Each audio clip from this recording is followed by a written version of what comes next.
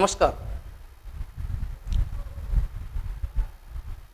मित्रों, हम राजस्थान का भूगोल पढ़ रहे हैं और राजस्थान के भूगोल के अंदर अब जो हमारा टॉपिक है वो ये है कि पीएच मान के आधार पर मिट्टियां कितने प्रकार की है।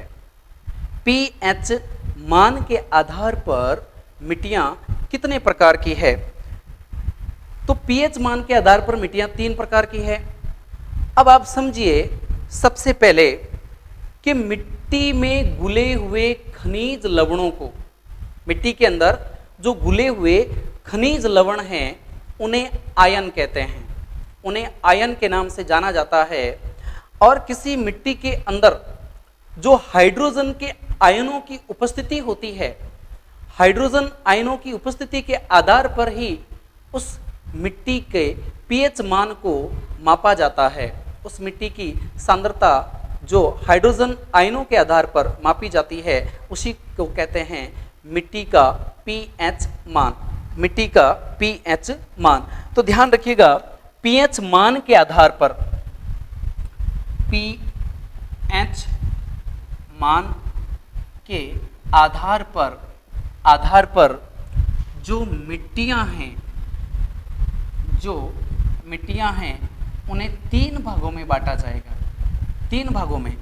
नंबर 1 उदासीन, नंबर 2 अम्लीय और नंबर 3 क्षारीय मिट्टी। उदासीन, अम्लीय, क्षारीय मिट्टी। बिल्कुल सिंपल है। जिस मिट्टी का पीएच मान बराबर 7 हो, जिस मिट्टी का पीएच मान 7 हो वो मिट्टी उदासीन मिट्टी कहलाएगी। जिस मिट्टी का पीएच मान 7 हो वो मिट्टी उदासीन मिट्टी कहलाएगी। दूसरी बात, अम्लीय मिट्टी। तो जिस मिट्टी का पीएच मान 7 से कम हो, 7 से कम हो, 5.2, 5.5, 6.2, 6.5, 7 से कम, तो वो मिट्टी अम्लीय मिट्टी कहलाएगी। ध्यान रखिएगा, वो मिट्टी अम्लीय मिट्टी कहलाएगी। अम्लीय मिट्टी के अंदर कैल्शियम तत्व की अधिकता होती है, कैल्शियम अधिक होता है अम्लीय मिट्टी के अंदर। अम्लीय मिट्टी में कैल्शियम तत्व की अधिकता होती है, ध्यान रखिएगा।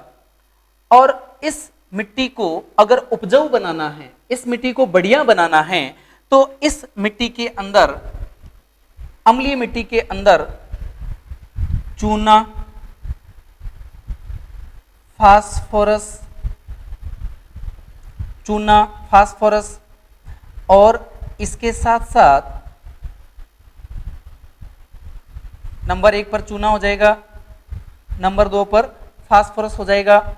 चूना और फास्फोरस उस मिट्टी के अंदर मिलाया जाए और उसके साथ अगर जस्ता भी मिला दिया जाए, जस्ता, चूना, फास्फोरस, जस्ता, ये तीनों उस मिट्टी में मिलाए जाए तो उस मिट्टी की अम्लीयता खत्म हो जाती है या उस मिट्टी की अम्लीयता को कम किया जा सकता है।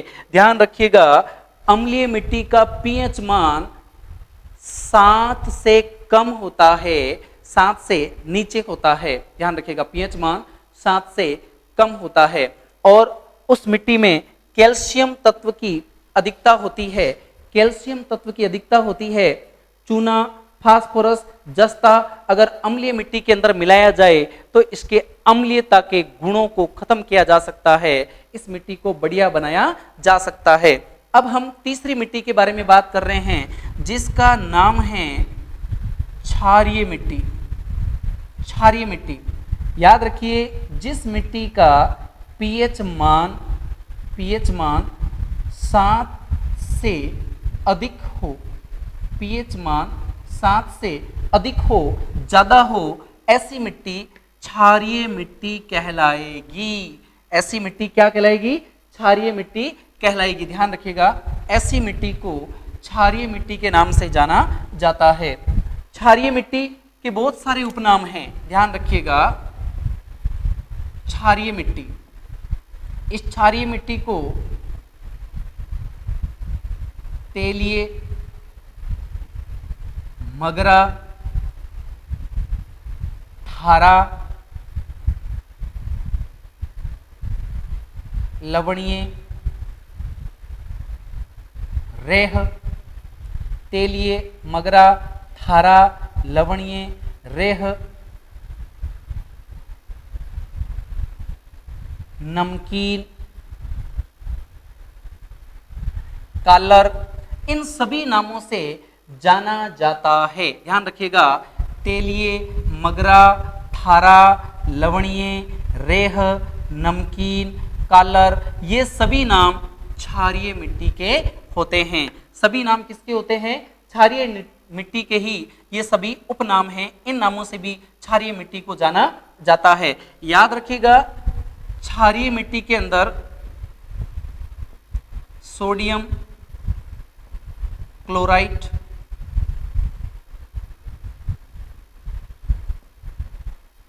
फास्फेट,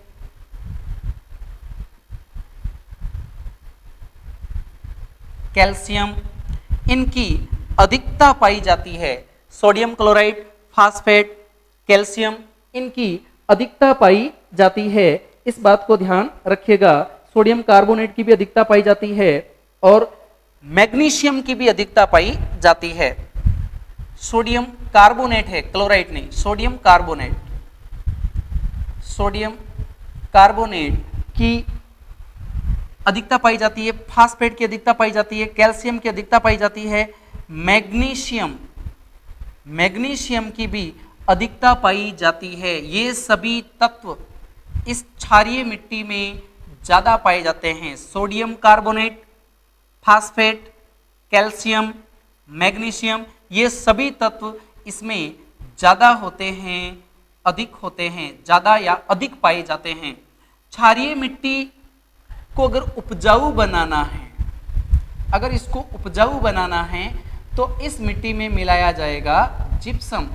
याद रखिएगा, जिप्सम, इस मिट्टी में जिप्सम मिलाया जाएगा। क्षारीय मिट्टी के अंदर जिप्सम मिलाया जाएगा और जिप्सम मिलाने से क्षारीयता के गुण जो है वो खत्म हो जाते हैं, कम हो जाते हैं, वो मिट्टी उपजाऊ मिट्टी में तब्दील हो जाती है। तो ये हमने पीएच मान के आधार पर मिट्टियों को 3 भागों में पढ़ा है। पीएच मान के आधार पर मिट्टियों को 3 भागों में पढ़ा है। अब हम बात करते हैं मिट्टी से जुड़ी हुई समस्याओं के बारे में कि कौन कौन सी समस्याएं मिट्टी से जुड़ी होती है। मिट्टी की समस्याएं, बहुत सारी समस्याएं होती है मिट्टी के अंदर, ध्यान रखिएगा। जैसे सबसे पहले मैं बड़ी समस्या के बारे में बात करूं, मृदा अपरदन। मृदा अपरदन, मृदा अपरदन जो है, ध्यान रखिएगा, इसके बारे में कहा जाता है कि यह मिट्टी की रेंगती हुई मृत्यु है।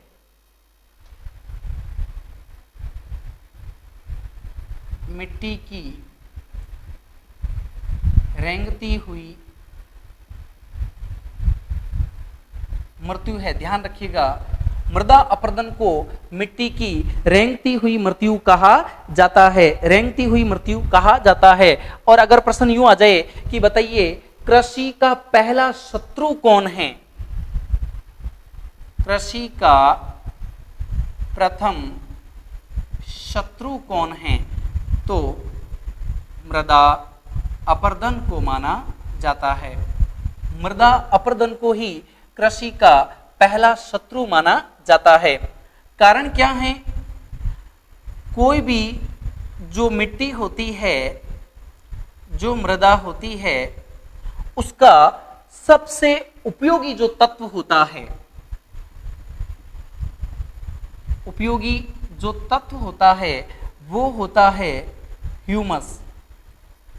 और ये मृदा अपरदन के कारण वो मिट्टी का उपयोगी तत्व, जो सबसे बढ़िया तत्व होता है ह्यूमस, वो बह करके, कट करके कहीं और चला जाता है, जिसके कारण, ध्यान रखिएगा, जिसके कारण कृषि का प्रथम शत्रु मृदा को कहा गया, मृदा अपरदन को कहा गया, और मृदा अपरदन को मिट्टी की रेंगती हुई मृत्यु भी कहा जाता है। मिट्टी की रेंगती हुई मृत्यु भी कहा जाता है। अब हम बात करते हैं कि मृदा अपरदन कितने प्रकार से होता है। मृदा का जो अपरदन है वो कितने प्रकार से हो सकता है, तो याद रखिएगा मृदा अपरदन 3 प्रकार से, कितने प्रकार से, 3 प्रकार से हो सकता है। नंबर 1 पर अगर मैं बात करूं,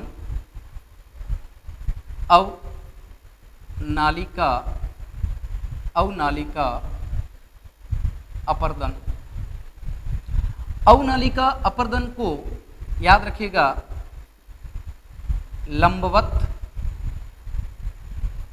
लंबवत अपरदन भी कहा जाता है। इसको जल अपरदन भी कहा जाता है। ये किसके द्वारा होता है? नदियों द्वारा अपरदन भी कहा जाता है। अवनालिका अपरदन ही लंबवत अपरदन है, जल अपरदन है, नदियों द्वारा किया गया अपरदन है। अवनालिका अपरदन, पहला अपरदन की हम बात कर रहे हैं। ध्यान रखिएगा अवनालिका अपरदन में क्या होता है, नदियां तेज बहाव के साथ आती है और अपने साथ में उस भूभाग की मिट्टी को काटते हुए आगे ले जाती है, बहा कर ले जाती है। याद रखिएगा भारत में और राजस्थान में सबसे ज्यादा अवनालिका अपरदन चंबल नदी करती है। सबसे ज्यादा अवनालिका अपरदन चंबल नदी करती है, और उसी अवनालिका अपरदन के ही परिणाम स्वरूप राजस्थान के अंदर बीहड़ों का निर्माण हो गया, राजस्थान के अंदर उत्खात भूमि का निर्माण हो गया, राजस्थान के अंदर डांग छत्र का निर्माण हो गया। ये सभी कारण हैं कि चंबल नदी बहुत ही तेज बहाव के साथ जब बहती है तो वहां की उर्वरक जो मिट्टी है, वहां की जो उपजाऊ मिट्टी है, उस मिट्टी को अपने साथ बहा कर ले जाती है। तो कहीं पर बहुत ही गहरे गड्ढे बन जाते हैं, उन्हें बीहड़ कह दिया गया। सवाई माधोपुर के अंदर बीहड़ों की संख्या सबसे ज्यादा है। करौली क्षेत्र के अंदर उत्खात भूमि, बैडलैंड जो सेक्टर है, एरिया है, वो बहुत ही ज्यादा है। उत्खात भूमि का क्षेत्र करौली में ज्यादा है, डांग क्षेत्र करौली में ज्यादा है, इसीलिए करौली को डांग की रानी कहा जाता है। चंबल नदी के कारण ही वो उत्खात भूमि का निर्माण होता है, ध्यान रखिएगा। फिर बात करते हैं, डांग की रानी अगर करौली है तो डांग का राजा धौलपुर को कहा जाता है। यानी चंबल नदी शुरू से लेकर के अंत तक अवनालिका अपरदन करती है। राजस्थान में सर्वाधिक अवनालिका अपरदन चंबल नदी द्वारा होता है, ध्यान रखिएगा। भारत में भी चंबल नदी द्वारा ही सर्वाधिक अवनालिका अपरदन होता है। भरतपुर जिले के अंदर जो गंभीर नदी है उसके द्वारा भी जल अपरदन किया जाता है। गंभीर नदी द्वारा भरतपुर में जल अपरदन किया जाता है। फिर बात करते हैं राजस्थान के उत्तरी क्षेत्र के अंदर श्री गंगानगर और हनुमानगढ़ के अंदर एक नदी बहती है, गग्गर नदी। गग्गर नदी भी जल अपरदन करती है, ध्यान रखिएगा, गग्गर नदी भी जल अपरदन करती है। तो यहां पर हम बात कर रहे हैं पहला अपरदन अवनालिका अपरदन या लंबवत अपरदन या जल अपरदन या नदियों द्वारा अपरदन, इसके बारे में हमने बात की है, चर्चा की है। अब हम नंबर 2 पर बात करेंगे। नंबर 2 पर बात करेंगे, इसे कहते हैं, नंबर 2 को क्षैतिज अपरदन, इसको पवन अपरदन भी कह सकते हैं, पवन अपरदन भी कह सकते हैं, क्षैतिज अपरदन या पवन अपरदन, या इसे आप कहेंगे परत अपरदन। परत अपरदन के नाम से भी इसको जाना जा सकता है। क्षैतिज अपरदन, पवन अपरदन और परत अपरदन, इन नामों से जाना जाता है पवन अपरदन को। पवन अपरदन का मतलब होता है हवा द्वारा या वायु द्वारा जो अपरदन किया जाता है, उसे हम क्षैतिज अपरदन के नाम से जानते हैं, क्षैतिज अपर्दन के नाम से जानते हैं। और क्षैतिज अपर्दन राजस्थान में सबसे ज्यादा होता है जैसलमेर और बाड़मेर जिले में, सर्वाधिक जैसलमेर के अंदर और उसके बाद में बाड़मेर जिले के अंदर क्षैतिज अपर्दन या पवन द्वारा अपर्दन या परत अपर्दन होता है। इसमें क्या होता है, जैसे ये एक रेत का बड़ा टीला है, ठीक है, हवा पश्चिम की ओर से आई, इस पूरे रेत के टीले को यहां से यहां स्थानांतरित कर दिया, यहां से ये टीला यहां पर आ गया, यहां से ये टीला हट गया और ये टीला रात भर में यहां शिफ्ट हो गया। तो ये इस प्रकार का जो पवन या परत अपर्दन सबसे ज्यादा होता है जैसलमेर में, और दूसरे नंबर पर ऐसे होता है बाड़मेर के अंदर। रेत के टीले एक स्थान से दूसरे स्थान पर चले जाते हैं। रात भर में जो खेत बोया हुआ था उस खेत के ऊपर कहीं और से आकर के मिट्टी जम जाती है, दोरे बन जाते हैं, टीले बन जाते हैं, इसी को कहते हैं क्षैतिज अपर्दन, पवन द्वारा अपर्दन या परत अपर्दन। याद रखिएगा, इसी को परत अपर्दन के नाम से जाना जाता है। याद रखिएगा, इस क्षैतिज अपर्दन या पवन अपर्दन या परत अपर्दन के बारे में हमने सर्वाधिक के बारे में तो बात कर ली जैसलमेर, और अगर हम बात करें कि न्यूनतम कहां होता है तो न्यूनतम होता धौलपुर के अंदर। याद रखिएगा, ये न्यूनतम धौलपुर में होता है। इस अपर्दन को हम अगर रोकना चाहें तो कैसे रोक सकते हैं, खेजड़ी वृक्ष लगा करके भी रोक सकते हैं। इजरायली वृक्ष जो है वो लगा करके भी हम इसे रोकने का प्रयास कर सकते हैं। कहने का मतलब पवन द्वारा या क्षैतिज अपर्दन को अधिक से अधिक अगर वृक्षारोपण किया जाए तो इसको रोका जा सकता है। फिर हम बात करते हैं नंबर 3, तीसरे अपर्दन के बारे में। अपर्दन का तीसरा प्रकार जिसका नाम है चादरी अपर्दन। चादरी अपर्दन, चादरी अपर्दन कहां होता है, अरावली पर्वतमाला के जो चट्टानी भूभाग है, जो चट्टानी क्षेत्र है, वहां पर पर्वतीय प्रदेशों के अंदर जब पानी पहाड़ी क्षेत्र से नीचे आता है तो उस पानी के प्रवाह के कारण चट्टानें टूटती है, घिसती है, जिसके कारण जो अपर्दन होता है उसे हम चादरी अपर्दन के नाम से जानते हैं। ध्यान रखिएगा। और राजस्थान में सर्वाधिक जो चादरी अपर्दन होगा, सर्वाधिक चादरी अपर्दन, तो सबसे ऊंचे पहाड़ कहां हैं, सिरोही के अंदर, गुरु शिखर, माउंट आबू, तो वहां पर सबसे ज्यादा चादरी अपर्दन होता है। सर्वाधिक होता है सिरोही में और राजसमंद के अंदर। याद रखिएगा, राजसमंद के अंदर सर्वाधिक चादरी अपर्दन होता है जो चट्टानों पर पर्वतीय क्षेत्रों के अंदर होता है। तो यहां हमने पहली बात की कि मृदा अपर्दन जो है वो मिट्टी की एक समस्या के रूप में जानी जाती है। ध्यान रखिएगा। अब हम मिट्टी की दूसरी समस्या के बारे में बात करेंगे। मिट्टी की दूसरी समस्या है सैम या जनाधिक्य समस्या। इस समस्या का सीधा सीधा मतलब है जहां पर मिट्टी दलदली हो जाती है, जहां पर मिट्टी दलदली हो जाती है वो समस्या सैम की समस्या है। और ये सबसे ज्यादा कहां है, IGNP क्षेत्र में, जहां जहां पर इंदिरा गांधी नहर परियोजना का पानी चलता है, जाता है, और उस नहर से जब पानी कहीं पर भी निकल करके ऐसे बहने लग जाता है और उस पानी के कारण मिट्टी लवणीय हो जाती है, पानी के कारण मिट्टी लवणीय हो जाती है, दलदली हो जाती है, तो ये दलदली मिट्टी सैम के नाम से जानी जाती है। अब राजस्थान के अंदर सैम से सर्वाधिक जो प्रभावित जिला है, सर्वाधिक सैम की जो समस्या है वो हनुमानगढ़ के अंदर है। हनुमानगढ़ में सर्वाधिक सैम की समस्या है। और दूसरे नंबर पर आता है श्री गंगानगर। सेम समस्या से प्रभावित में दूसरे नंबर, पहले नंबर पर हनुमानगढ़ और दूसरे नंबर पर श्री गंगानगर जिला आता है। श्री गंगानगर जिला आता है। अब बात आती है कि ये जो सेम की समस्या है इससे कैसे निजात पाई जाए।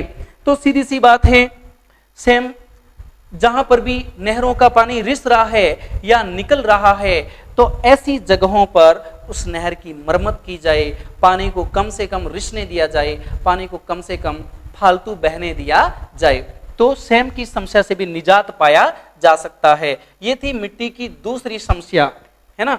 अब हम बात करें मिट्टी की तीसरी समस्या के बारे में। मिट्टी की तीसरी समस्या के बारे में तो उसे हम कहते हैं मरुस्थलीकरण। मरुस्थलीकरण, मरुस्थलीकरण ये मिट्टी की तीसरी समस्या है। मरुस्थलीकरण राजस्थान के पश्चिम में, पश्चिम राजस्थान में 12 जिलों में मरुस्थल है। यहां पर ये अरावली पर्वतमाला है, अरावली पर्वतमाला है। अब रेगिस्तान क्या करता है, इन जिलों से इधर पूर्व की ओर बढ़ने का प्रयास कर रहा है। यानी जिन जिलों में मरुस्थल नहीं है, जिन जिलों में रेगिस्तान नहीं है, उन जिलों की भूमि भी बंजर हो जाना, उन जिलों की भूमि भी रेतीली हो जाना, अनउपजाऊ हो जाना, इसी क्रिया को मरुस्थलीकरण कहते हैं। यानी जो जिले मरुस्थल में नहीं आते हैं उन जिलों का भी धीरे धीरे मरुस्थल बनना, बंजर बनना मरुस्थलीकरण की प्रक्रिया कहलाता है। ध्यान रखिएगा, पश्चिमी राजस्थान से अरावली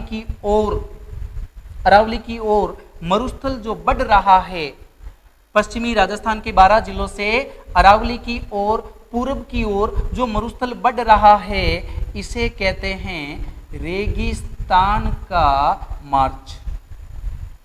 रेगिस्तान का मार्च कहते हैं, मतलब रेगिस्तान का आगे बढ़ना।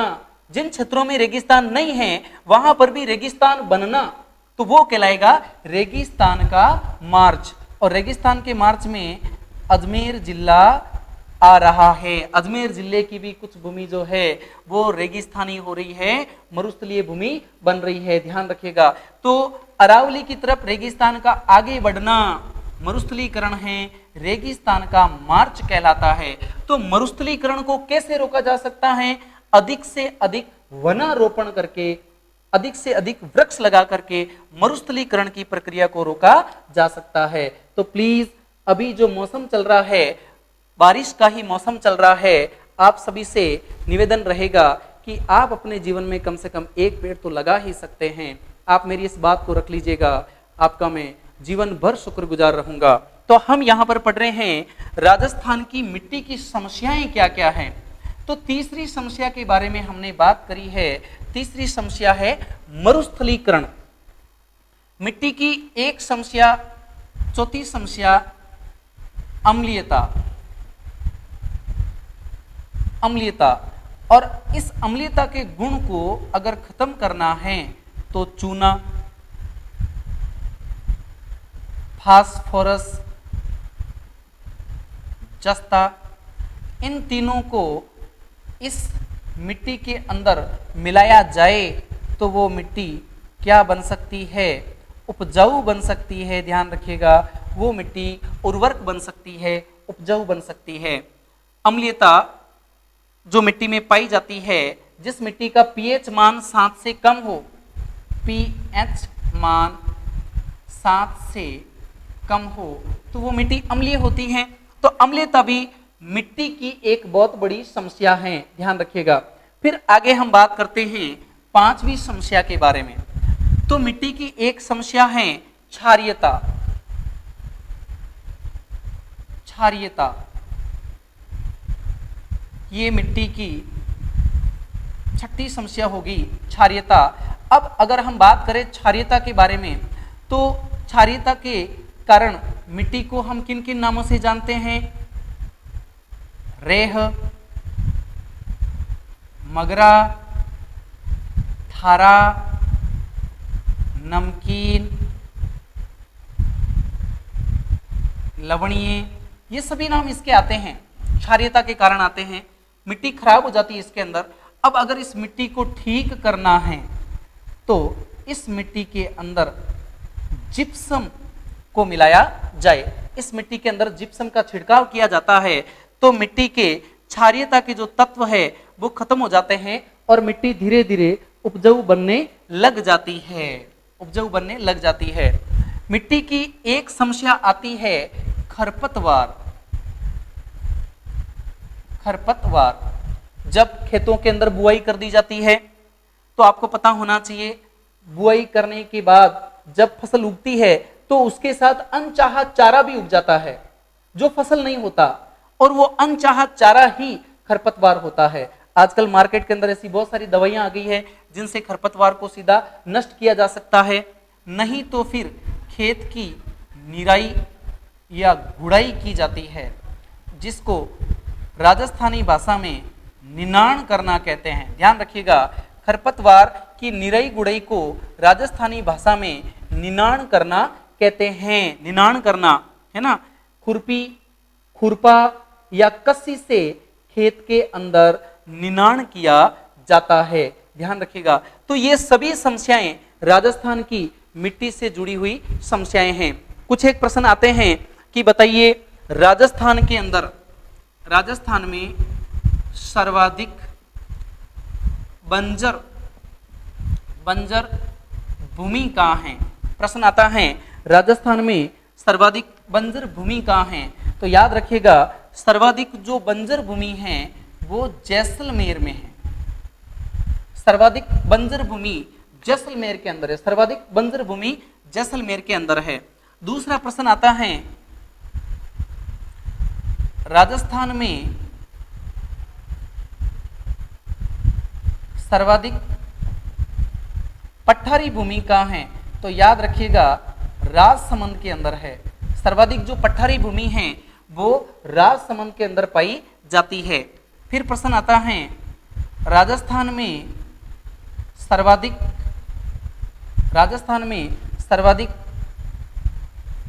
पर्वतीय भूमि कहाँ है। परत वाली भूमि कहाँ है। तो सर्वाधिक पर्वतीय भूमि है जोधपुर के अंदर। सर्वाधिक जो पर्वतीय भूमि है वो राजस्थान में जोधपुर के अंदर है। ध्यान रखिएगा, बढ़िया प्रश्न है। सर्वाधिक पर्वतीय भूमि जोधपुर के अंदर है। और एक प्रश्न और आता है कि राजस्थान में किस जिले में सर्वाधिक कम बोया गया क्षेत्र है। सबसे कम बोया गया क्षेत्र, तो ध्यान रखिएगा जैसलमेर जिला। जैसलमेर जिले का सबसे कम क्षेत्र बोया जाता है। कारण आप सभी जानते हैं कि मिट्टी वहाँ की मरुस्थली है, रेगिस्तानी है, बालू मिट्टी है, पानी ज़्यादा सोखती है, मिट्टी के कण बड़े हैं, है ना। तो ये सभी उस मिट्टी के, कहने का मतलब हम यूँ कह सकते अवगुण हैं, जिसके कारण ये जैसलमेर के जिले के अंदर की जो भूमि है, मिट्टी है, वो बहुत ही कम बोई जाती है। तो ये तमाम प्रश्न जो है, ये तमाम टॉपिक जो है मैंने आपको बताए हैं। आप इन्हें बहुत अच्छे तरीके से पढ़िएगा, बहुत ही मन लगा करके आप लोग मेहनत कीजिएगा। और मुझे पूरी उम्मीद है कि आपको हमारे ये वीडियो बहुत ही अच्छे लगेंगे। आपका बहुत बहुत धन्यवाद। आप इस वीडियो को अधिक से अधिक लाइक, शेयर और सब्सक्राइब कीजिएगा। बहुत बहुत धन्यवाद। नमस्कार।